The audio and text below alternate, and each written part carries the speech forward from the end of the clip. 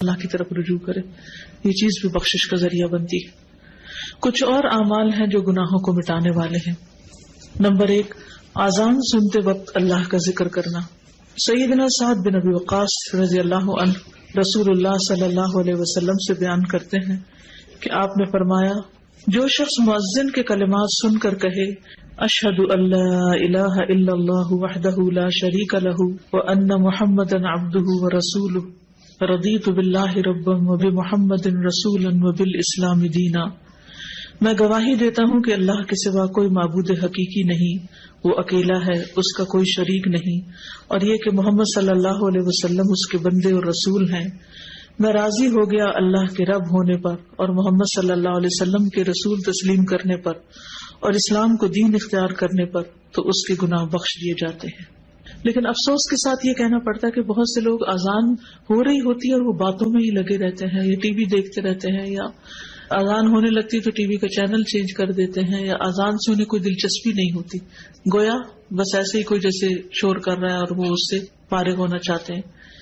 تو اذان جو ہے وہ بھی بخشش کا ذریعہ ہے، اگر اس کو سن کے جواب دے کے آخر میں یہ دعا پڑھی جائے۔ نمبر 2، وضو۔ سیدنا عثمان بن عفان رضی اللہ عنہ بیان کرتے ہیں کہ رسول اللہ صلی اللہ علیہ وسلم نے فرمایا، من تودع فاحسن الوضوء خرجت خطاياه من جسده حتى تخرج من تحت اظافره، جو شخص وضو کرے اور اچھے طریقے سے وضو کرے تو اس کے گناہ اس کے جسم سے نکل جاتے ہیں، یہاں تک کہ اس کے ناخنوں کے نیچے سے بھی خارج ہو جاتے ہیں۔ تو اس لیے شوق سے وضو کرنا چاہیے، محبت سے، پوری خوشی کے ساتھ، کیونکہ بہت سے لوگ وضو کرنے سے گھبراتے ہیں یا وضو کو ایک بوجھ سمجھتے ہیں۔ تو آپ وضو کریں تو یہ سوچیں کہ یہ میرے گناہوں کو دھونے کا ذریعہ ہے۔ نمبر 3، نماز۔ سیدنا ابو ہریرہ رضی اللہ عنہ بیان کرتے ہیں کہ انہوں نے رسول اللہ صلی اللہ علیہ وسلم کو فرماتے ہوئے سنا، ارأیتم لو ان نہرا بباب احدکم یغتسل فیہ کل یوم 5 هل يبقى من درنه شيء؟ قالوا لا يبقى من درنه شيء قال فذلك مثل الصلوات الخمس يمحو الله به الخطايا۔ بتاؤ، اگر تم میں سے کسی کے دروازے پر نہر بہ رہی ہو اور اس میں وہ روزانہ 5 مرتبہ غسل کرے تو کیا اس کے جسم پر کچھ میل کچیل باقی رہ جائے گا؟ صحابہ نے عرض کیا کہ کچھ میل کچیل باقی نہ رہے گا۔ آپ نے فرمایا، 5 نمازوں کی مثال اسی طرح ہے کہ اللہ ان کے ساتھ گناہوں کو مٹاتا ہے۔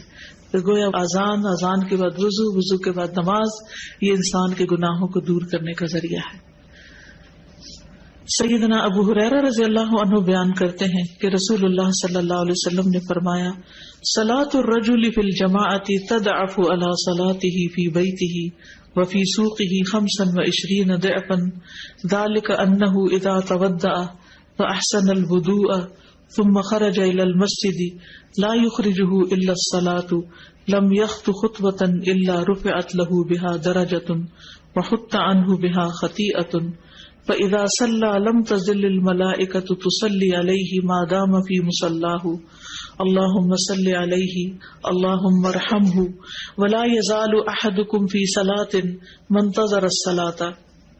آدمی کا باجماعت نماز ادا کرنا اس کے گھر اور بازار کی نماز سے 25 گنا زیادہ ہے، یعنی مردوں کے لیے، اور یہ اس لیے کہ جب اس نے اچھی طرح وضو کیا پھر مسجد کی طرف نکلا صرف نماز کے لیے، یعنی اور کوئی کام نہیں تھا، تو وہ کوئی قدم نہیں رکھتا مگر اس کی وجہ سے اس کا ایک درجہ بلند ہوتا ہے اور اس کی وجہ سے اس کی ایک غلطی معاف ہوتی ہے۔ پھر جب وہ نماز پڑھتا ہے تو فرشتے اس کے لیے مغفرت کی دعا کرتے رہتے ہیں، یعنی جتنی دیر وہ نماز میں مصروف ہے فرشتے بخشش مانگ رہے ہیں اس کے لیے، فرشتے اس کے لیے استغفار کر رہے ہیں۔ جب تک وہ اپنی جائے نماز پر رہتا ہے اور وضو نہیں ٹوٹتا، فرشتے کہتے ہیں، اے اللہ اس پر رحمت فرما، اے اللہ اس پر مہربانی کر، اور وہ برابر نماز ہی میں رہتا ہے جب تک کہ وہ نماز کا انتظار کرتا ہے۔ یعنی نماز سے پہلے اگر جلدی آ جائے مسجد میں اور بیٹھ کے انتظار کر لے تو وہ بھی نماز کی حالت شمار ہوتی ہے، اور بعد میں بھی جب وہ بیٹھا ہوتا ہے نماز کے فوراً بعد نہیں اٹھ جاتا۔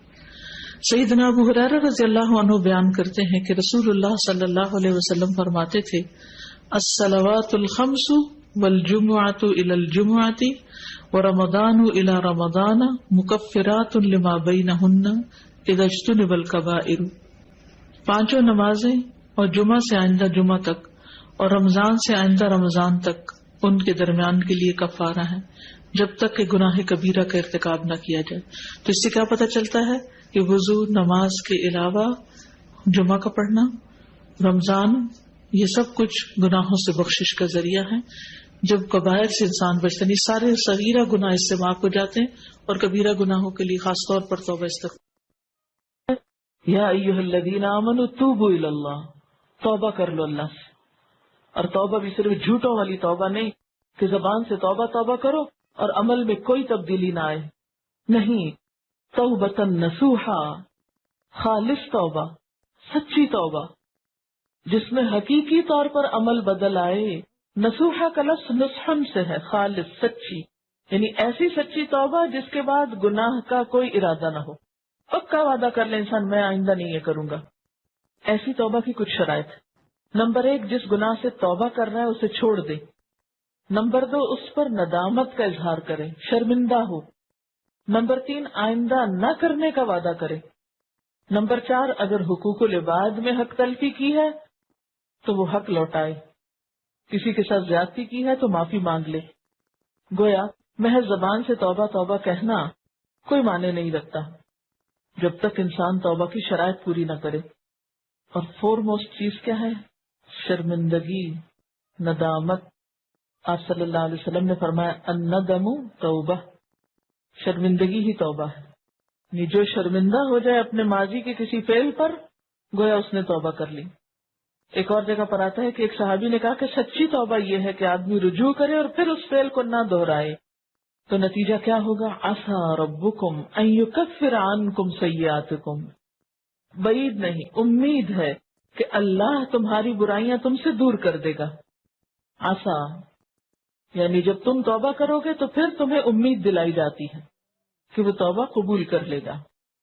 بخشش مانگنا، استغفار پڑھنا، اللہ سے توبہ کرنا دنیا کی نعمتوں کو حاصل کرنے کا ذریعہ بھی ہے اور آخرت کی بھلائی کا ذریعہ بھی ہے۔ سورۃ نوح میں اللہ سبحانہ و تعالی فرماتے ہیں، حضرت نوح علیہ السلام نے اپنی قوم کو استغفار کرنے کو کہا، اور کیا کہا؟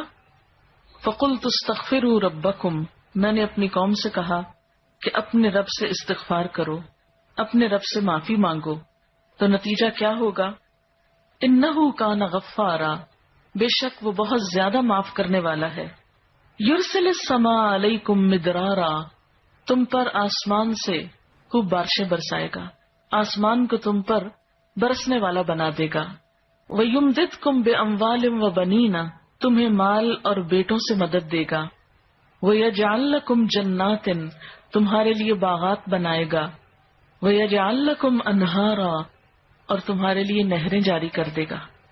آپ دیکھیں کہ ایک انسان کی خواہش کیا ہوتی ہے کہ اس کو کیا کچھ ملے، یعنی رہنے کا مقام اور حالات جو ہیں وہ پرسکون ہو، پھر اس کے بعد یہ کہ مال ہوں، بیٹے ہوں، باغ ہوں، اور زندگی کی اور آرائشیں اور نعمتیں ہوں۔ یہ ساری چیزیں کہاں سے ملتی ہیں، کیسے ملتی ہیں؟ استغفار سے ملتی ہیں۔ عام طور پر لوگ پریشان ہوتے ہیں، دکھی ہوتے ہیں۔ مثلا ایک شخص ایک بزرگ کی محفل میں آیا اور اس نے کہا کہ میرے حالات بہت تنگ ہیں، مجھے بہت پریشانی ہے، میرا رزق بہت تنگ ہے، تو آپ مجھے کوئی وظیفہ بتائیے۔ تو انہوں نے اس کو کہا کہ کثرت سے استغفار پڑھو۔ دوسرا آیا، اس نے کہا بچوں کی شادی نہیں ہوتی، تو آپ نے اس کو بھی کیا بتایا کہ کثرت سے استغفار کرو۔ تیسرا آیا تو کہنے لگا کہ بہت قحط سالی ہے، فصلیں اچھی نہیں ہوتی، تو آپ نے اس کو بھی استغفار کا بتایا۔ تو کسی نے ان سے پوچھا کہ بھائی 3 لوگ آپ سے 3 ڈفرنٹ مسئلے لے کر آئے ہیں، اپنی پریشانیاں لے کر آئے ہیں، آپ نے تینوں کو ایک ہی چیز بتائی ہے۔ تو اس پر انہوں نے یہی سورۃ نوح کی آیت پڑھ کر سنائی کہ دیکھو یہ قرآن میں اللہ کا وعدہ ہے اور اللہ کا وعدہ سچا ہے۔ اللہ تعالیٰ کی بات سے بڑھ کر سچی بات کس کی ہو سکتی ہے؟ ہمارے پڑھنے میں کمی کوتاہی ہو سکتی ہے، لیکن اللہ کی بات میں کوئی شک نہیں۔ ذالک الکتاب لا ریب فیہ، یہ وہ کتاب ہے جس میں کوئی شک نہیں۔ لیکن یہ ہے کہ بعض اوقات ہم خود پڑھنے میں کوتاہی کر دیتے ہیں، تو جن کا رشتہ نہ ہو رہا ہو وہ بھی، جن کا ہو چکا ہو اور شادی کے پرابلمز ہو وہ بھی، جن کا ہو چکا اور پھر بچے نہ ہو وہ بھی، ان سب کے لیے ایک ہی وظیفہ ہے، اور وہ کیا ہے؟ استغفار کا۔